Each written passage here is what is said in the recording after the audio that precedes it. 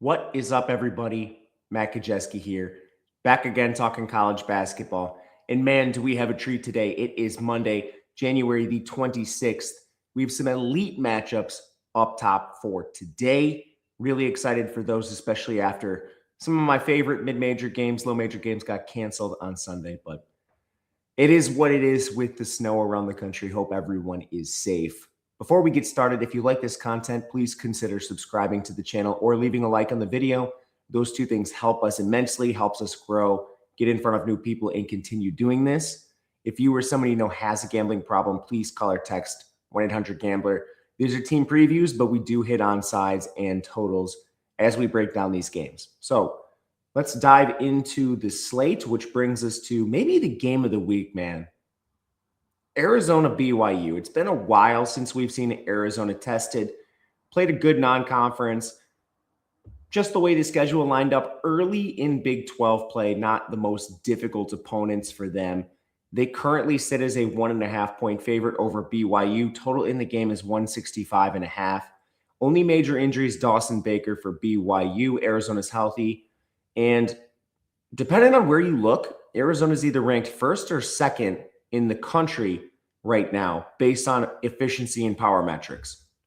For the purposes of this video, we are going to be using KenPom rankings. They're just a little more accurate than stuff like the AP. Currently, Arizona is number 2 at KenPom, undefeated 20-0. Their best wins are against Alabama, Auburn, UConn, Florida. Every one of those wins is in the top 25. And only 5 of their games have been single-digit victories. That is an absurd body of work. They have 4 wins on the road. Strength of schedule overall is 44th. Really, there is everything you could possibly want for this team right now. And some of these margins in these games beat Alabama 96-75, beat Auburn 97-68. UConn and Florida were a little closer, but man, phenomenal body of work. Now, going to BYU, it's a tough place to play. You're playing in some elevation. BYU only has 2 losses themselves, and they are currently 15th in the country. Their losses were to number 10 UConn by 2 points. It was a semi-away location. They played at a neutral, but closer to UConn. And they lost to number 18 Texas Tech. That one was 84-71. That was on the road. We just saw Houston lose on the road to Texas Tech, so no shame there. BYU does not have a top 25 win. Their best win is against Villanova, who is 27, won by 5 points. They also knocked off number 30 Clemson by 3, number 39 Wisconsin in a blowout, and number 40 Miami by 10 points on a neutral. The strength of schedule here is a bit weaker, comes in at 51, but still pretty solid body of work. As far as advantages, both of these teams rebound the ball well, both top 25 in rebounding.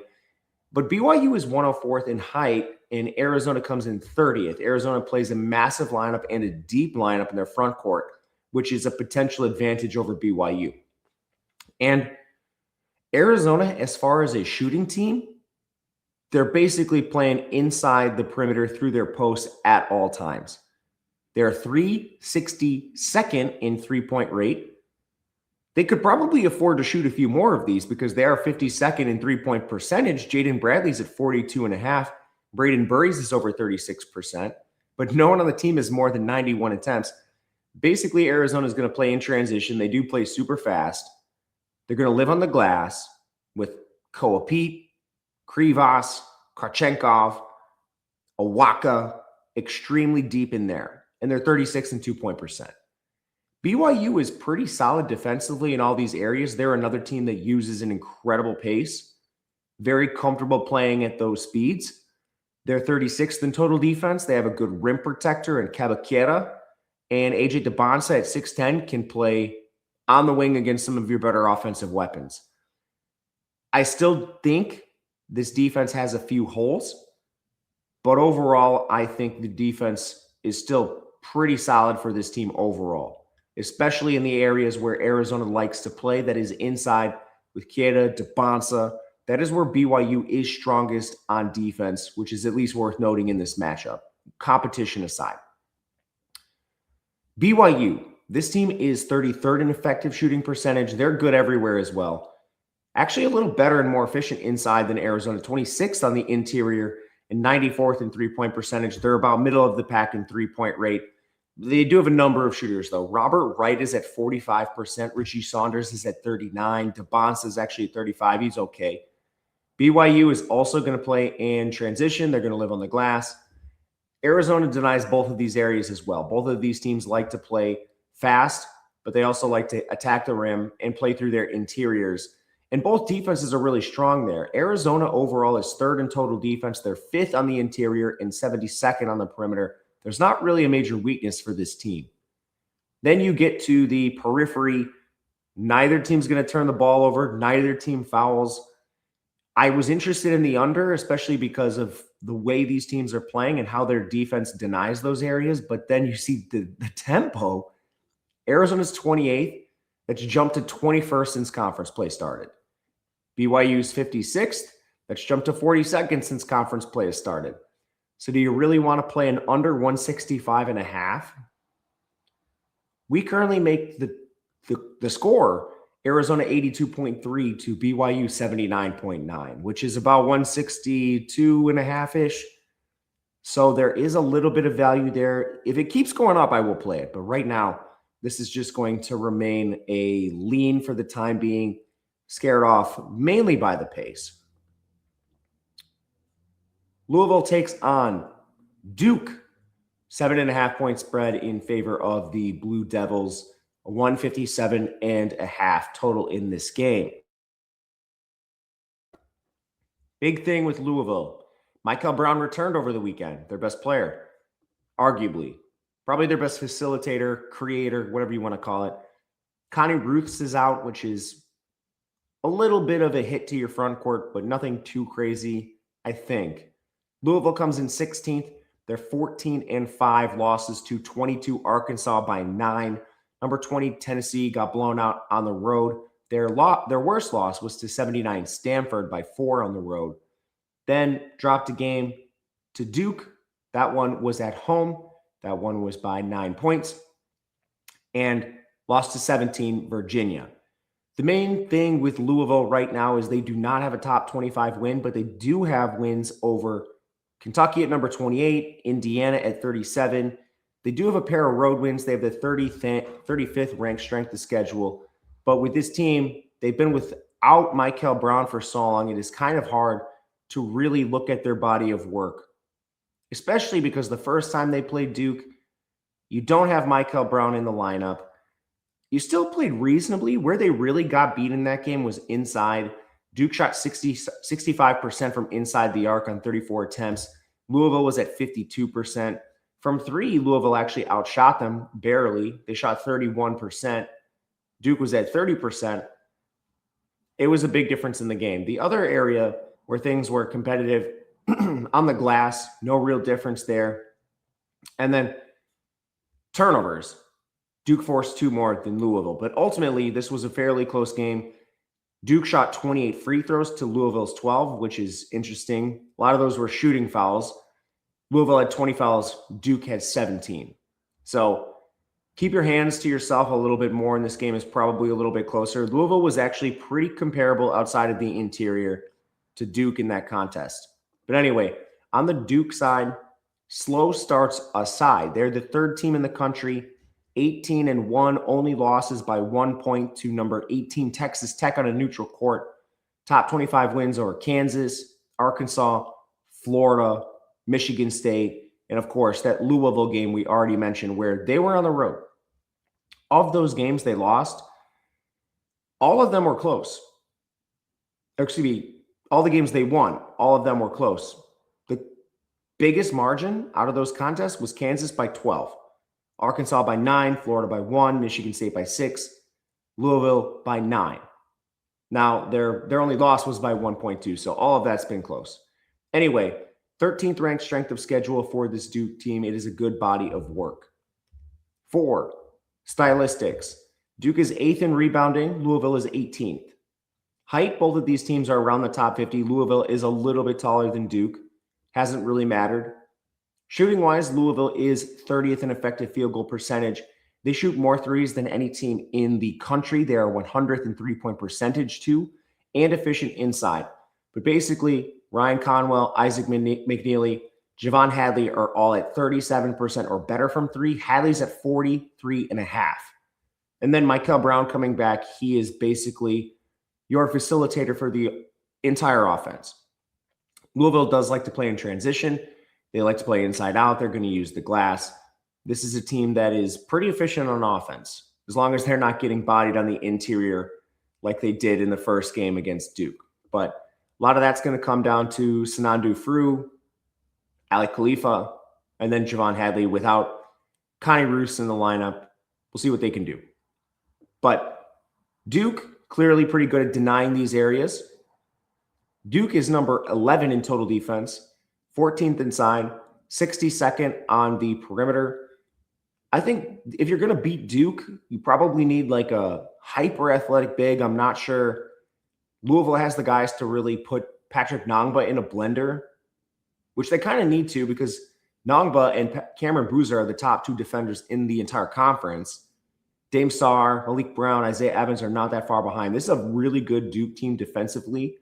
And I think if you are going to beat them, it probably is via three-point shooting, spacing.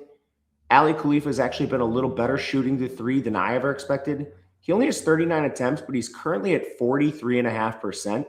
If you can actually get him shooting threes, and I'm not sure how realistic that is, if Nongba's on him or something, that could be a path to success. It's a little bit thin for Louisville, but we also are working with a pretty wide margin here. Now, when Duke has the ball, 14th in effective field goal percentage, they're second inside, 152nd from three-point percent. They shoot the 34th most threes in the country, and it's kind of actually been a little worse than I thought this year. Cameron Boozer's at 38%, Evans is at 35%, which is lower than I thought. And Caleb Foster, if you can guess how many minutes he's going to play, he's at 37% himself. Duke is going to win on the glass. They're going to attack. They're going to kick out to open shooters. When defenses double those attackers, Louisville is pretty good at defending most of these areas. They're 25th in total defense. They are fourth inside. The only concern I really have there is we've already seen this Duke team beat them on the interior. They're 155th on the perimeter. Ali Khalifa is a pretty good rim protector. He's still at a disadvantage with guys like Nongba or Boozer when he attacks the paint. Adrian Woolley and Kobe Rogers are decent defenders on the perimeter. It's still advantage Duke on both sides of the ball, but I don't think it's that far between the two teams. As far as turnovers go, Duke is 47th in turnovers forced. That's a little better than Louisville, who's at 138. Duke generates the 26th most fouls. Louisville commits a ton of fouls. They're 247th in fouls committed. I would argue that was the biggest factor in the first game that led to the 9-point margin. Duke shot 1 million free throws. Tempo goes, Louisville is 61st, Duke is 175th, but we still have this number coming in as a value for Louisville. We have this 74.9 to 81.9, which at 7.5, that is a play towards the Louisville side. With Michael coming back, another big factor that Louisville didn't have in the first game. I did play the Cardinals in this game at a 7.5. It is not the most confident play on the board, but we show enough value to take it here. Penn State, Ohio State, 12-point spread in favor of the Buckeyes at home, 154.5 total. No major injuries. Noel for Ohio State's been out for a bit. Mircic has been out for Penn State for a while. Penn State's been horrible in Big Ten play this year. They are 0-8. They're only 9-10 overall. Their schedule is 73rd. They are 133rd overall, according to KenPom. They have one win since December 9th, and they only have a pair of top 200 wins on the year. They don't even have a win in the top 100. Their best wins are against Navy and Harvard, and both of them were by single digits. They also only have one road win this year. It was against New Haven. New Haven is 339th in the country. This Penn State body of work is atrocious, not to mention their margin of defeat in some of these recent games. Now going on the road to Ohio State, the Buckeyes are 38th. They are 13-6. Took a bad loss to number 100 Pittsburgh by a point on the road, but otherwise fairly redeemable losses. Illinois, North Carolina, Nebraska, and Michigan are top 30 opponents. Washington at number 49. It's a very tough road trip. Ohio State had to make it, and they lost the game by 7 points. Kind of is what it is. A lot of teams have dropped games out west. They only have one top 50 win is probably your major concern. It's against number 41 UCLA. But the strength of schedule is 40th overall, and a lot of these losses were pretty competitive. Outside of the Pittsburgh loss they took, Illinois was by 8 points, North Carolina was by 1 on a neutral court, Nebraska by 3, Michigan, that one was a little bit wider by 12. So both these teams are pretty tall. Penn State's 39th, Ohio State is 34th. That's effective height. But Penn State is a horrible rebounding team. They're 288th. Ohio State is 41st. That's the first major advantage for the Buckeyes. Penn State is actually not too bad shooting the ball. They're 108th, but most of that's coming right in the interior. They are 227th in three-point percent. Their best shooters are Meli Tunka and Eli Rice. Eli Rice is at 44%, but that's not saying too much for this team. They don't shoot a ton of threes. Basically, whole offense is attacking the rim, trying to kick it out when that doesn't work. Ohio State denies the rim. They struggle more with post-ups. That's not going to be how Penn State attacks them. It's a very tough matchup for Penn State offensively. Ohio State is 71st in total defense. They're 144th inside, 18th on the perimeter. The problem is they're just not allowing a lot of attempts at the rim. So like Christoph Tilley, he's a good defender protecting that area. Bruce Thornton is an excellent perimeter defender. Scoring on Ohio State for the Nittany Lions is going to be easier said than done. Meanwhile, Ohio State, similar offensively in some ways. They're 37th in effective field goal percentage, far better shooting. They're 12th in two-point percent, 193rd from three, which is interesting because Bruce Thornton, John Mobley, and Devin Royal are all pretty good shooters. Thornton and Mobley are above 41%, but they play inside out. You're going to see guards attack, kick out to open shooters, throwing it on the inside to Tilley, kicking it out to open shooters from there. Penn State is horrible on defense. They do not have a single top 50 Big Ten defender. They're 240th in total defense, and they're outside the top 300 inside and out. The only reason they climb into the top 250 for total defense is they force a lot of turnovers. They're 82nd in turnovers forced. Ohio State basically forces their bottom 100 in that area. Meanwhile, I don't really know if it matters because you're not going to see either team turn the ball over much. Yeah, Penn State forces a lot, but Ohio State is not a team that turns it over when they're on offense very often, or at least they're not forced into too many of those opportunities historically. Fouls, Ohio State does generate them at a top 50 clip. Penn State generally stays out of foul trouble, but that's always something to note. As far as tempo goes, both these teams are outside the top 200, but barely. 201 is Penn State, 215 is Ohio State. We currently have this about minus 13.5. Penn State with a model, it predicts the Nittany Lions at 70.6, Ohio State at 84.1. We played a minus 12. Honestly, I'm a little surprised this hasn't jumped out to a number beyond this, but fine with me. We will play the 12, and we'll sit with this. A lot of mid-majors, low majors. I didn't play any of them. It's kind of a tough slate in that field today, so we're just going to stay with the big games up at the top.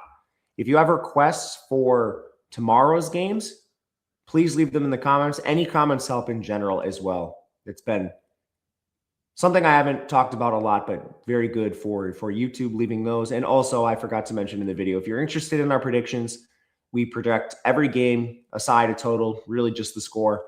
And then we go down to the player level for the major games. So if you want a prediction on how many points, rebounds, assists, steals, blocks AJ DeBonce is going to have, or how many minutes he's going to play, we have that. It's in the Discord listed below. But thank you for my promotional rant. And we'll be back tomorrow. But until then, good luck, everybody.